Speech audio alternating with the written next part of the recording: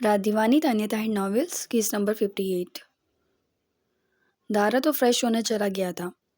बहारे उसका इंतज़ार किए बिना उठी और ड्रेसिंग रूम से लिबास तब्दील करके वो बाहर निकल आई। दारा भी तब तक आ चुका था। बहारे ने उसकी आंखों को गौर से देखा। उसकी आंखों में अजीब सी सुर्खी थी। बहारे का दिल कट सा गया। सर झुकाती वो उससे बचकर वॉशरूम में चली गई, जबकि दारा को अब खुद पर गुस्सा चढ़ा। वो अपनी फीलिंग्स और जज्बात को काबू में रख सकता था। उसने बाल सेट किए। उसे ऑफिस जाना था, बहुत छुट्टियां कर चुका था वो। मज़ीद कोई छुट्टी नहीं हो सकती थी। तब तक बहारे भी आ गई। बाहर से आवाज़ें आ रही थीं। अचानक बहारे ने तवज्जो दी तो उसकी जानिब देखा। बाहर शायद कोई आया है। तारा अपने काम में मगन बोला, मुझे लगता है अब्बा जी हैं।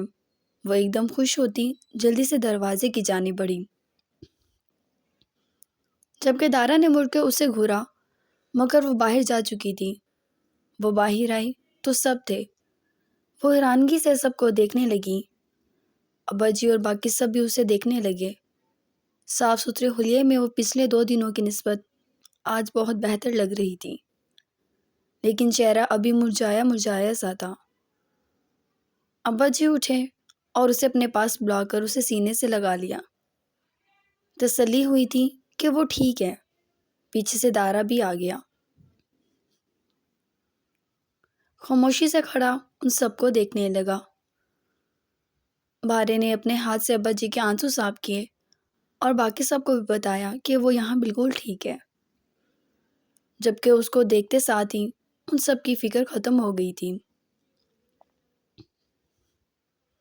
अम्मी, मैं ऑफिस जा रहा हूँ, वहीं नाश्ता कर लूँगा। दारा का बिल्कुल भी दिल नहीं था वह इन सब से मुखातिब भी होता। तभी वो कहकर वहाँ से जाने लगा। दारा, बात सुनो बेटे। इससे पहले कोई कुछ बोलता कि इनाम साहब ने उसे रोका।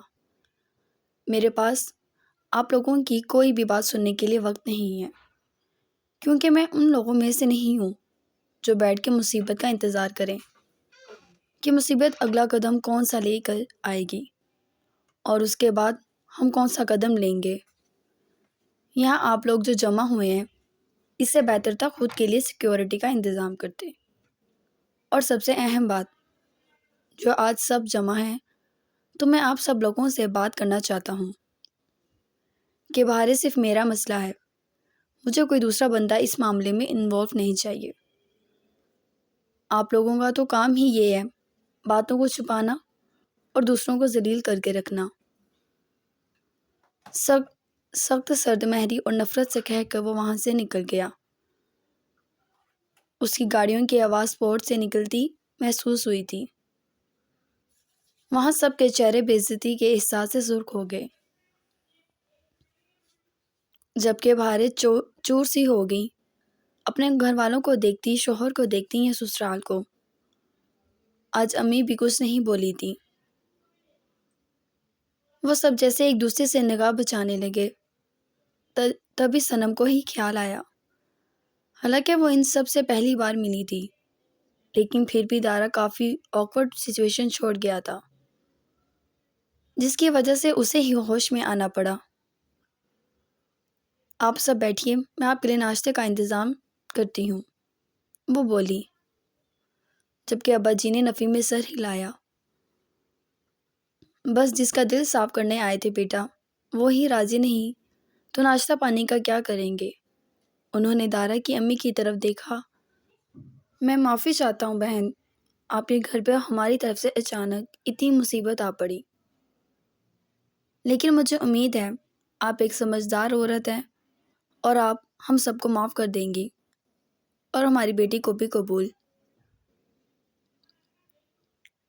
आप ऐसी बातें ना करें, बल्कि मैं बहुत शर्मिंदा हूँ जो मैंने आप सबके सामने अपने बहारे को इस तरह कहा। वो बहारे के पास आई और उसका चेहरा थाम कर बोली, बेटा मुझे माफ़ कर देना। मैं ना जाने मुझे वो बहारे शायद उन सब का हक अदा कभी ना कर पाती। एकदम उनके गले से लग गई थी। सब तशक्कुर भरी नज़रों से ان اعلیٰ ظرف کے حامل لوگوں کو دیکھنے لگے، جن کے ظرف کا مقابلہ شاید کوئی نہیں کر سکتا تھا، اور وہ سب جانتے تھے یہ دارا کی وجہ سے ہے۔ اور نشا نے بھی بہارے سے سب کے سامنے معافی مانگی تھی، جبکہ وہاں ان سب میں شہروز نہیں تھا۔ اس نے شدت سے محسوس کیا۔ وہ سب خوش تھے، لیکن ان کی خوشی کو کسی کی نظر لگ رہی تھی۔ کوئی ان سب کے آتے جاتے تمام معاملات پر شدت سے نگاہیں لگائے بیٹھا تھا۔ اسے صرف اپنے شکار کی طلب تھی، اپنے شکار سے غرض تھی، باقی کسی کی پرواہ نہیں تھی۔ ہاں، سچ یہ بھی تھا جو اس کے اور اس کے شکار کے بیچ آتا، وہ ضرور ان سب کو جان سے مار دیتا۔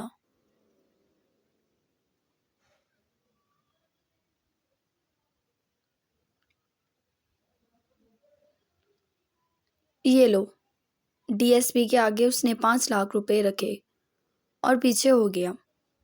مجھے ایکسٹرا سیکیورٹی چاہیے۔ ایکسٹرا سیکیورٹی کا مطلب یہ ہے کہ مجھ کو کوئی بھی بوسیدہ آدمی نہیں چاہیے، ویل ٹرینڈ اور چوکس، جن کی نظریں میرے گھر سے 10-10 کلومیٹر پر سے گزرتے ہوئے آدمی کی بھی خبر رکھیں۔ اس کے علاوہ یہ سیکیورٹی مجھے میری بہن کے گھر کی بھی ہونی چاہیے۔ دیکھو رضا، مجھے دونوں گھروں سے لاپرواہی نہیں چاہیے۔ تم کیمرے لگاؤ یا اپنے بندے کھڑے کرو، رات ہو یا دن، مجھے ایک پل کی لاپرواہی نہیں چاہیے۔ میں افورڈ نہیں کر سکتا، وہ بولا جبکہ ڈی ایس پی رضا اٹھا۔ تم بے فکر رہو، تمہارا کام ہو جائے گا۔ اس نے اس کے شانے پر ہاتھ رکھا۔ دارا نے سر ہلایا۔ تھوڑی بہت اور باتیں کر کے وہ وہاں سے چلا گیا۔ دارا کی بے چینی عروج پر تھی، اسے فکر کھائی جا رہی تھی۔ اتنا گھٹیا شخص، اور سوال ہی پیدا نہیں ہوتا کہ وہ کوئی دوسرا حملہ نہ کرے۔ ایسا کیسے ممکن تھا؟ وہ عثمان کا انتظار کرنے لگا۔ اپنے آفس میں ٹہل رہا تھا۔ تقریباً 15 منٹ کے اس کے بقول طویل انتظار کے بعد عثمان سامنے آیا۔ اس نے گھڑی میں وقت دیکھا۔ سوری سر، وہ بولا، جبکہ دارا نے ذرا غصے سے اس کی بات کو اگنور کیا، اور اس کے بعد اس نے اس شہر کے تمام پاگل خانوں کے اگلے پچھلے ریکارڈ نکلوانے کا اسے آرڈر دیا۔ اس نے اسے دیکھا نہیں تھا، مگر ریکارڈ میں اس کی ہسٹری، اس کا نام اور اس کی اصل شناختی کارڈ شکل تو موجود ہوگی۔ کہیں نہ کہیں اس طرح روپوش نہیں ہو سکتا تھا وہ آدمی، جیسے وہ گلی گلی ڈھونڈ رہا تھا، جبکہ اس کے بہت قریب تھا وہ۔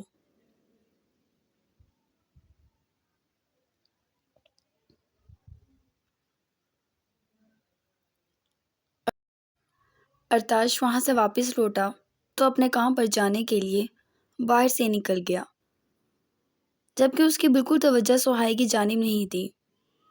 فرزانہ تو اس روز کے بعد گھر میں چلتی پھرتی بھی نظر نہیں آئی تھی۔ نہ ہی معاذ اس سے مخاطب ہوتا تھا اور نہ ہی فیضان صاحب۔ سہایا اور عینی ہی ماں کی دیکھ بھال کر رہی تھیں۔ ماں اور بھائی کو کئی بار کہا کہ وہ امی کا حال احوال پوچھا لیں، وہ بہتر ہو جائیں گی، مگر نہیں، وہ دونوں ہی اس دن کے واقعے کو بھولنے والے نہیں تھے، جیسے ارتاش نہیں بھول رہا تھا۔ وہ اس کے کمرے میں ہر وقت موجود ہوتی تھیں، مگر وہ اس کمرے میں آ کر بیٹھتا بھی نہیں تھا۔ سہائی کی جان پہ بنی تھی وہ رات بھر لوٹتا تو نصرت نے ہی اسے جا لیا۔ تھک گئے ہو؟ وہ بیٹے کے بالوں میں ہاتھ پھیرتی بولی۔ ہاں شاید، کچھ سوچ رہا تھا۔ دارا سے میٹنگ کروں کہ جو بھی کریں گے ساتھ کریں گے۔ امی ہماری وجہ سے کوئی مشکل میں آ گیا؟ بیٹھے بٹھائے وہ فکر مندی سے بولا۔ ٹھیک کہہ رہے ہو، مگر بیٹا وہ بہت خطرناک ہے۔ جس نے 2 جانوں کی جان لیتے ہوئے ایک لمحے کے لیے نہیں سوچا، وہ آگے بھی کچھ نہیں سوچے گا۔ وہ بولی، امی پلیز، رامین چچی والی سوچ تو نہ سوچیں۔ جب مصیبت پڑتی ہے تو الگ الگ اسے حل نہیں کیا جاتا، اکٹھے سلجھانے میں ہی برکت ہوتی ہے، اور اکٹھے رہیں گے تو لڑ سکیں گے۔ نصرت خاموش ہو گئی۔ معلوم نہیں بیٹا کس کی نظر لگ گئی ہمارے ہنستے کھیلتے گھر کو۔ دیکھو بلال تب کا گیا اب تک لوٹا ہی نہیں، کہاں ہے کیسا ہے کسی کو علم نہیں۔ نصرت نے اس کے آگے کھانا رکھا۔ بہت ڈھونڈنا چاہا ہے امی، مگر اس کا نام و نشان بھی کہیں نہیں مل رہا۔ ارتاش نے بتایا، فائق اور اس نے بہت بلال کو ڈھونڈا مگر بلال کہیں نہیں ملا، اور رامین کو یہی بتایا کہ وہ کسی شہر میں ہے، تاکہ ماں کے دل کو سکون ہوتا، مگر اب بھی وہ بلال کے لیے فکر مند ہی رہتی تھی۔ وہ کھانا کھانے لگا، جبکہ نصرت کچھ دیر کے بعد بولی، بیٹا سہائے پر توجہ دو، عورت اس مرحلے میں بہت حساس ہو جاتی ہے۔ تم جانتے تو ہو وہ کتنی ڈرپوک سی لڑکی ہے، پھر اس سے بڑی بڑی امیدیں مت باندھو۔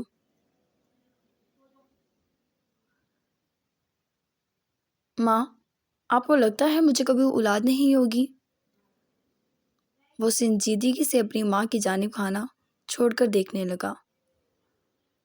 نہیں، میں نے ایسا تو نہیں کہا، آپ کو بس اسی بات کی فکر تھی، جبکہ یہ میری فکر نہیں تھی۔ ہر عورت ماں بنتی ہے، اور اللہ تعالیٰ نے اگر یہ نعمت مجھے دی ہے تو یہ اس کا کرم ہے، نہ میں اس میں سہائے کا کوئی شکر گزار ہوں اور نہ ہی مجھے ہونا۔ وہ لڑکی مطلب ہی ہے، اور صرف اس نے اپنے مطلب کے لیے مجھ سے محبت کا دعویٰ کیا۔ آج تک ایک بات پر پوری نہیں اتری، اور آج جب وہ ماں بننے جا رہی ہے تو میں اس کا دم چھالا بن جاؤں۔ وہ بھڑکا، لیکن ارتاش نصرت کچھ بولی، جبکہ وہ سنے بنا وہاں سے چلا گیا۔ کھانا تو کھا جاتے، وہ افسوس سے بولی، کھانا بھی نہیں کھا کر گیا تھا۔ بے ساختہ ہی وہ کمرے میں داخل ہو گیا، جبکہ جانتا تھا سہائے اندر ہی ہے۔ اسے دیکھ کر شدید تب چڑھی، دل کیا اٹھا کر باہر پھینک دے، مگر صبر کا مظاہرہ کرتا وہ اسے اگنور کرتا واش روم میں چلا گیا۔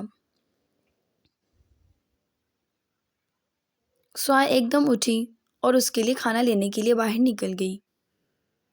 ارتاش فریش ہو کر آیا تو وہ کمرے میں نہیں تھی۔ تقریباً 5 منٹ بعد وہ کمرے میں داخل ہوئی تو کھانے کی ٹرے ہاتھ میں تھی۔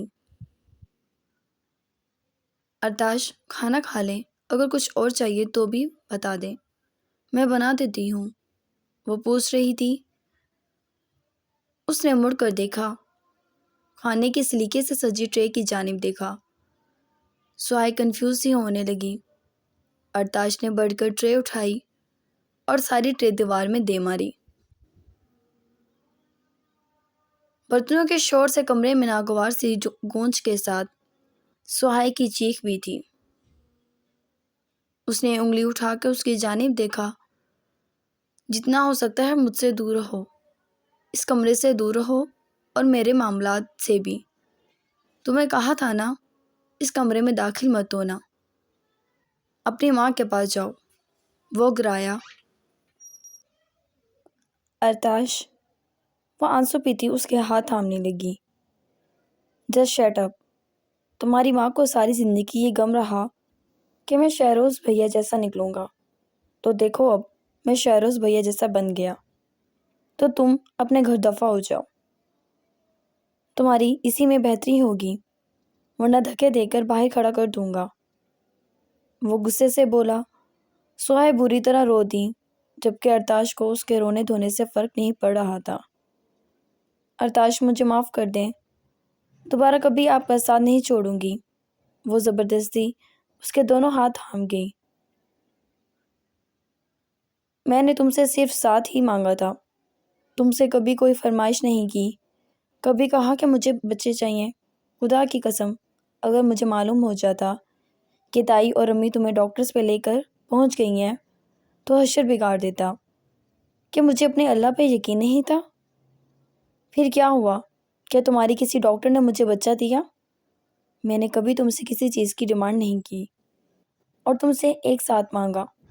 تمہیں اسی روز وہاں سب کے سامنے کھڑے ہو کر کہا کہ تمہارا ساتھ چاہیے، اور نتیجہ یہ نکلا کہ تم مجھے چھوڑ کر اپنی ماں کے ساتھ اس 2 ٹکے آدمی کے گھر چلی جاتی بالفرض۔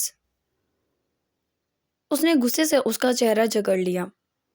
بالفرض جو میں ثبوت پیش نہ کرتا یا میرے پاس کوئی ثبوت نہ ہوتا تو تم کیا کرتی؟ ہاں، چلی جاتی نا مجھے چھوڑ کر؟ تو اب کیوں پڑ گئی ہو میرے پیچھے؟ جاؤ نکلو یہاں سے۔ اس نے اس کا ہاتھ جگڑا اور کمرے سے باہر کھڑا کر دیا۔ دوبارہ مت آنا یہاں، کم از کم اس دن تک جس دن تمہیں یہ احساس نہ ہو جائے کہ میں تمہاری زندگی میں کوئی حیثیت اور اہمیت رکھتا تھا۔ پالتو کتا نہیں ہوں تمہارا، جو کہا جیسے کہا بس مان لیا۔ محبت کا علم نہیں، چلے ہیں محبت کرنے۔ اس نے دروازہ کھینچ کر اس کے منہ پر دے مارا، جبکہ وہ جانتی تھی وہ جب غصے میں آ جائے تو اسے کئی گنا برا ثابت ہوتا ہے۔ ہاں، اس کا قصور تھا، اگر قصوروار کوئی تھا تو وہ ہی تھی، اور اسے سزا ملنے کا پورا حق تھا، وہ ڈیزرو کرتی تھی۔ اپنی سزا سمجھ کے وہ خاموشی سے اینی اور ورشا کے پرانے کمرے میں چلی گئی، جس سے خود سے بھی خفا ہو گئی ہو۔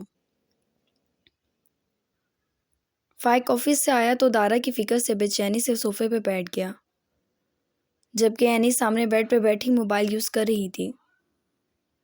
اس نے اس پر بالکل توجہ نہیں دی۔ اینی کو بڑی زور سے لگی تھی یہ بات، بھلا اس قدر اسے اگنور کیسے کر سکتا تھا وہ؟ ہاں ٹھیک ہے، وہ اسے طلاق لینا چاہتی تھی، مگر اب جب پلان پوسٹ پون ہو ہی گیا تھا تو وہ اسے اگنور نہیں کر سکتا تھا۔ وہ اٹھی، فائق کے سامنے آئی، اور فائق بھی اپنی پریشانی میں اتنا مگن تھا کہ مجال وہ سامنے سیاہ لباس میں ایک لڑکی کھڑی اسے نظر آ جائے۔ اینی نے ایک دم اس کے ہاتھ سے موبائل کھینچا اور موبائل دیکھنے لگی۔ کیا بدتمیزی ہے یہ؟ وہ حیرانگی سے بولا۔ بیوی ہوں آپ کی، دیکھ سکتی ہوں آپ کا موبائل۔ وہ ادھر ادھر سے موبائل دیکھنے لگی۔ کافی اچھا موبائل تھا، جبکہ اس کے پاس تو بالکل ہی لوکل موبائل تھا۔ زیادہ ہی بیوی کا بخار نہیں چڑھ گیا تمہارے سر پر؟ موبائل واپس کرو، مجھے دارا کو کال کرنا ہے۔ ہاں ٹھیک ہے، لے لیجیے گا، میں کون سا مری جا رہی ہوں۔ وہ چڑھ کر موبائل پھینک کر دور ہو گئی۔ مینٹل۔ فائق کو بس ایک ہی یہ لفظ ملا تھا اس کے لیے۔ میں نے سن لیا ہے۔ وہ غصے سے دیکھنے لگی۔ تو دوبارہ سن لو، تم مینٹل ہو۔ وہ بھی غصے سے بولا۔ تو آپ کیا؟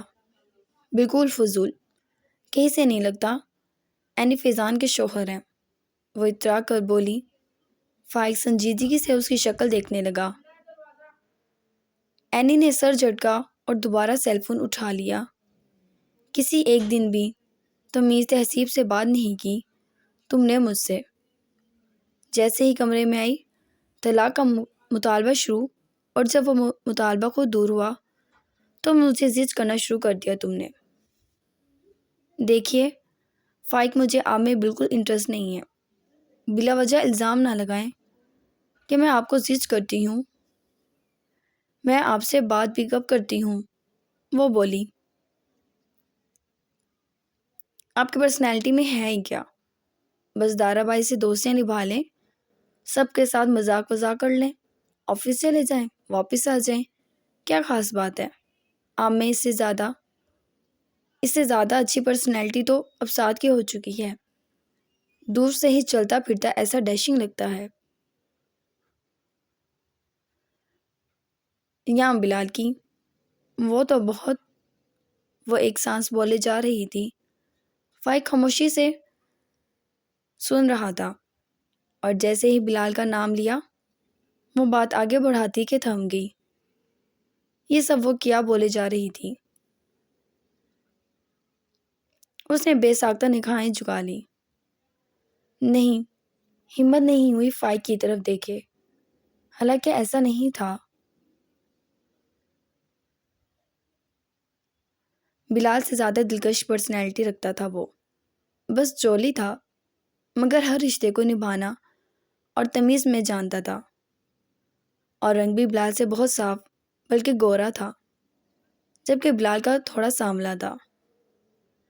اس کے جولی طبیعت کو لے کر اس نے بے دھڑک اسے سنا دی تھی اور اب پچھتا رہی تھی۔ بس اسے اتنا محسوس ہوا تھا وہ اٹھ کر کمرے سے جا چکا ہے۔ شرمندگی اور ندامت سے وہ بے ساختہ خود پر ہی غصہ کرنے لگی۔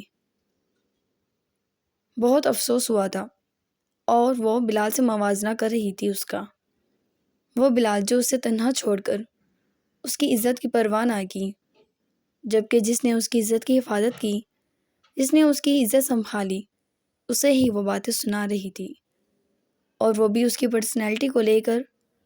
اس نے غصے سے ہی خود ہی 2-4 مکے تکیے پہ مار دی اور بند دروازے کو دیکھنے لگی۔